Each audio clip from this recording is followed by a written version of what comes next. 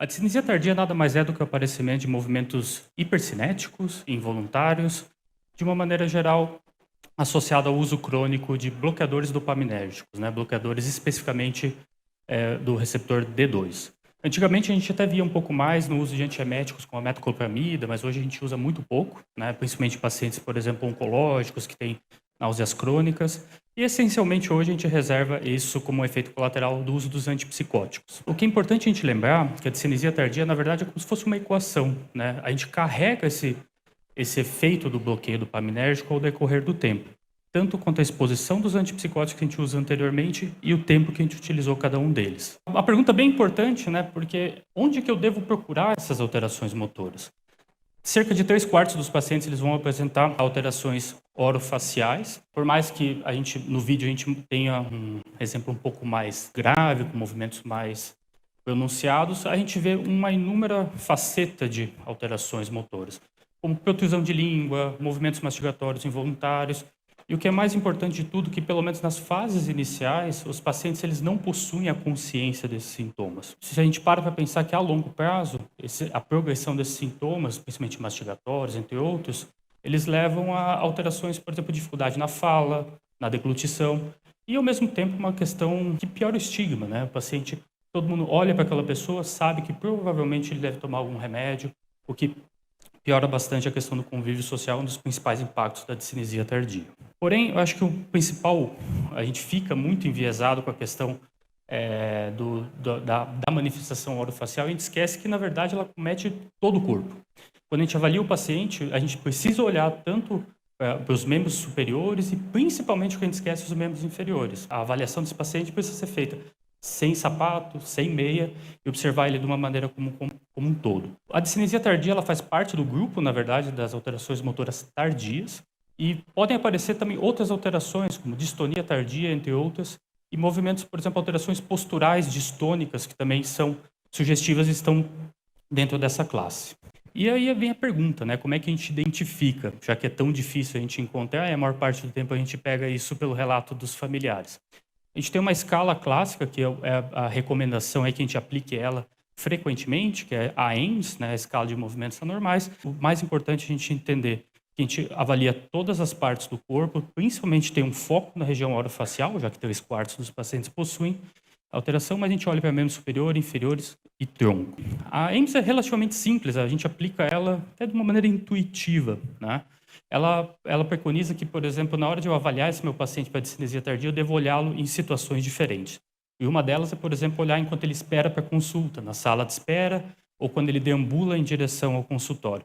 Esses movimentos, assim, em ambientes mais naturais, a gente pode ver o aparecimento desses sintomas. Porém, no consultório, a gente precisa lançar mão de algumas manobras para examinar o paciente. Novamente, é bastante importante pedir para que ele tire o sapato, tire a meia, se tem alguma coisa na boca, goma de mascar, que seja retirado. E eu peço que ele sente, e eu observo ele durante a minha avaliação, sentado numa cadeira sem apoio. A manifestação na língua é uma das manifestações mais comuns e prevalentes, então é bastante importante você fazer essa manobra e pedir para que ele abra a boca. Primeiro, você só observa a língua na posição natural por cerca de 15 segundos, 2 vezes você pede para ele fazer essa manobra e, novamente, faz com que ele faça a protrusão, a extrusão da língua, e você observa a presença de movimentos de cinéticos, geralmente irregulares, hipercinéticos. Mas, assim como a gente já aprende, né, a gente tem um certo bloqueio cognitivo muitas vezes, a gente faz uso de algumas manobras para tentar liberar essas alterações motoras. Primeiro a gente faz a manobra do finger tapping, né? Você pede para ele ficar fazendo com cada uma das mãos por 15 segundinhos o movimento de pinça, mas na verdade o principal foco não é o movimento de pinça. O paciente vai ficar distraído e quando ele começa a fazer esse movimento, você começa a ver alterações em região orofacial ou outras regiões do corpo. E uma outra manobra que a gente pode fazer, já é uma questão mais de estimulação cognitiva, você pede para, por exemplo, ele contar de 100 trás para frente, nomear os meses do ano de trás para frente. Isso, de uma maneira geral, acaba liberando o aparecimento de algumas alterações, alguns movimentos hipercinéticos que antes eram inibidos. E, ao mesmo tempo, também a gente faz o exame físico completo, na verdade, para procurar alterações motoras, mas com movimento de extensão dos braços. Eu identifiquei, diagnostiquei, e agora, né? O que eu vou fazer? Eu acho que essa é a grande questão. A primeira coisa, ela é anterior ao diagnóstico, é a prevenção da discinesia tardia. E nesse ponto, o que a gente vai fazer é sempre questionar, revisar a nossa prescrição com o paciente. A primeira coisa é sempre tentar evitar ao máximo o uso de antipsicóticos de primeira geração. Claro que a gente sabe que na prática não é assim, mas talvez seja importante que a gente questione isso, pelo menos. Se eu não posso fazer uma substituição, passar, por exemplo, de um Aldol para risperidona, um exemplo, né? Ou se eu posso reduzir a dose do antipsicótico. O paciente teve uma crise, melhorou, está bem, está com muito efeito motor, talvez eu possa reduzi-lo e mantê-lo numa dose um pouco menor, reduzindo essa carga de bloqueio. Uma boa prática clínica, né, que a gente acaba vendo muito nos ambulatórios e nos outros serviços, é um uso exagerado de medicamentos com efeito anticolinérgico, principalmente por causa dos efeitos motores. Tem uma evidência um pouco não tão clara, mas alguns estudos observacionais mostram que, na verdade, esses pacientes eles tendem a desenvolver discinesia tardia que fazem uso pronunciado, por exemplo, de biperideno, eles tendem a apresentar discinesia tardia de uma maneira mais precoce. Mas é uma outra discussão, né? Porque, assim, muitas vezes esses pacientes já são mais graves, eles já usam doses mais altas de antipsicóticos e, por acaso, eles acabam usando biperideno, por exemplo, só para um alívio sintomático. A gente não tem dados robustos para isso, mas uma boa prática clínica, a gente sempre tem que evitar ao máximo esse burden anticolinérgico que tem um impacto cognitivo nos pacientes e também tem um impacto motor pressuposto.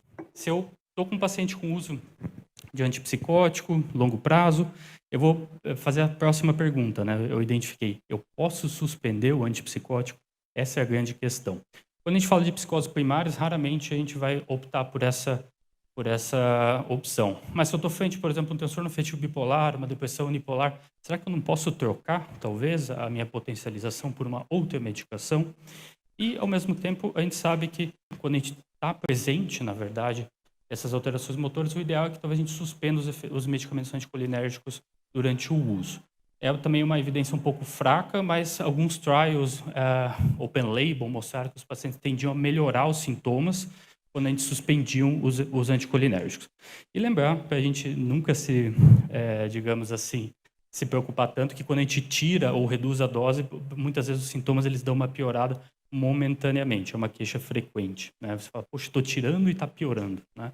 A gente tem que ter um pouco de calma, porque esse balanço D1 e D2, ele de fato demora para ser reestabelecido. A outra pergunta é se eu não posso tirar o antipsicótico, será que eu posso trocar o antipsicótico? Eu passar de uma medicação de alta potência para uma potência menor de bloqueio D2? E quando a gente vai olhar no PCDT, ele vai falar, olha, se eu tenho um paciente com a discinesia tardia, eu devo prescrever clozapina, né? Aí entra numa discussão muito mais complexa, dependendo muito da gravidade dos sintomas. Acho que realmente é uma estratégia válida. Os estudos mostram que tem uma eficácia, na verdade, na redução dos sintomas. E, ao mesmo tempo, estou colocando uma droga que tem um baixo bloqueio D2, ou seja, eu vou diminuir essa carga de bloqueio ao longo do tempo. Eu não vou suspender a clozapina, né? Mas é uma das estratégias possíveis. Trocar para um antipsicótico, por exemplo, de primeira para segunda geração, ou, em casos mais extremos, talvez usar clozapina.